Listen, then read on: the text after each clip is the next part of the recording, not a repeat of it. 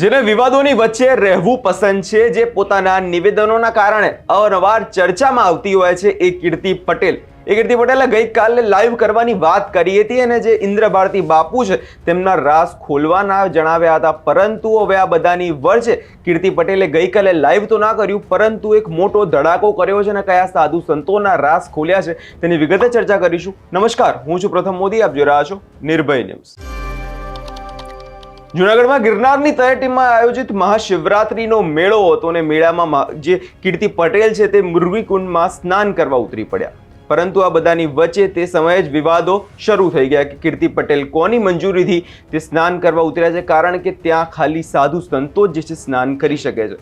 જે બાદ આપણે જોયું કે જે કીર્તિ પટેલ છે તેમના દ્વારા આરોપ લગાવવામાં આવ્યો કે ઇન્દ્ર ભારતી બાપુ છે તેમના ઈશારે જ મને જે છે સ્નાન કરતા રોકવામાં આવી છે અને મને કુંડમાંથી બહાર કાઢવામાં આવ્યું છે. અને આ બધાની વચ્ચે કીર્તિ પટેલનો સૌથી મોટો ધડાકો આવ્યો અને તેમણે કહી દીધું કે હું ઇન્દ્ર ભારતી બાપુના મોટા રાઝ કહેવા જઈ રહી છું, જે ભગવાનની પાછળ કોણ છુપાયેલું છે તેવા નિવેદનો પણ તેમણે આપ્યા હતા. અને ગઈકાલે એક વિડીયો તેમણે પોતાના સોશિયલ મીડિયામાં પોસ્ટ કર્યો છે. સૌ પ્રથમ તો તે વિડીયો પર નજર કરી લઈએ.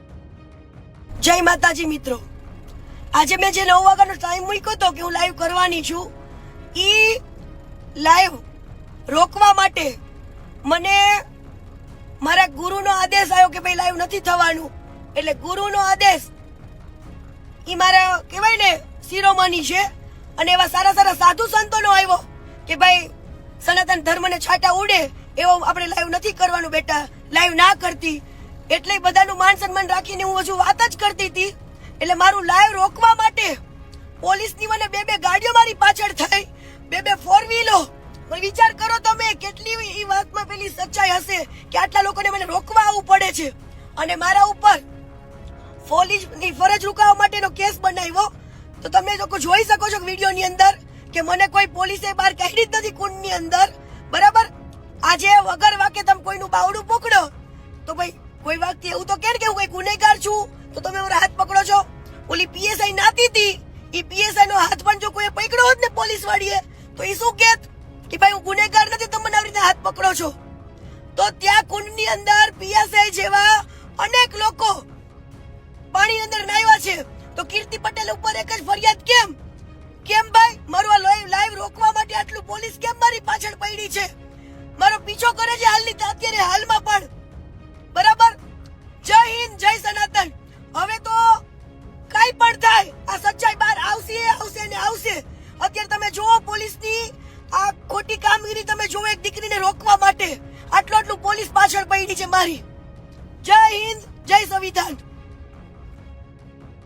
કીર્તિ પટેલનું સ્પષ્ટ કહેવું છે કે હું કાલે રાત્રે 9 વાગે લાઈવ થવા જઈ રહી હતી, પરંતુ મારા ગુરુએ મને લાઈવ થવાની ના પાડી દીધી અને કેટલાક સાધુ સંતોએ પણ મને ના પાડી કે આપણે સનાતન ધર્મનું અપમાન નથી કરવાનું. તે પછી પણ મારા વિરુદ્ધ જે છે ફરિયાદ દાખલ કરવામાં આવી છે અને અત્યારે પોલીસનો કાફલો એ મારી પાછળ ધકેલી દેવામાં આવ્યો છે. એટલે માટે હવે કીર્તિ પટેલનું સ્પષ્ટ કહેવું છે કે હું તો ઇન્દ્ર ભારતી બાપુના જે છે રાઝ ખોલીને રહીશ. હવે જોવાનું રહ્યું કે કીર્તિ પટેલના નિવેદનથી અને શું તેઓ વિડીયોમાં રાઝ ખોલવા જઈ રહ્યા છે, કારણ કે છેલ્લા કેટલાય સમયથી આ વિવાદો જે છે ચાલી રહ્યા છે. સાધુ સંતોમાં પણ જે મૃગીકુંડમાં જે કીર્તિ પટેલે સ્નાન કર્યું તેના વિરુદ્ધ નારાજગી જોવા મળી રહી છે. આપણે કેટલા બધા સાધુના નિવેદનો પણ સાંભળ્યા હતા અને દરેક સાધુ માંગ કરી રહ્યા હતા કે આ તો સનાતન ધર્મનું અપમાન છે, આમના વિરુદ્ધ તો કડકમાં કડક કાર્યવાહી કરવી જ પડશે એવું સાધુ સંતોનું કહેવું હતું. હવે જોવાનું રહ્યું કે આગળના સમયમાં કીર્તિ પટેલ વિરુદ્ધ કેવા પગલાં ભરવામાં આવે છે. અને જે પીઆઈ, જે મહિલા પીઆઈ છે તે બે પણ કીર્તિ પટેલ વિરુદ્ધ ફરિયાદ દાખલ કરી દીધી છે. હવે ટૂંક સમયમાં જોવાનું રહેશે કે કીર્તિ પટેલ જે છે ઇન્દ્ર ભારતી બાપુ વિશે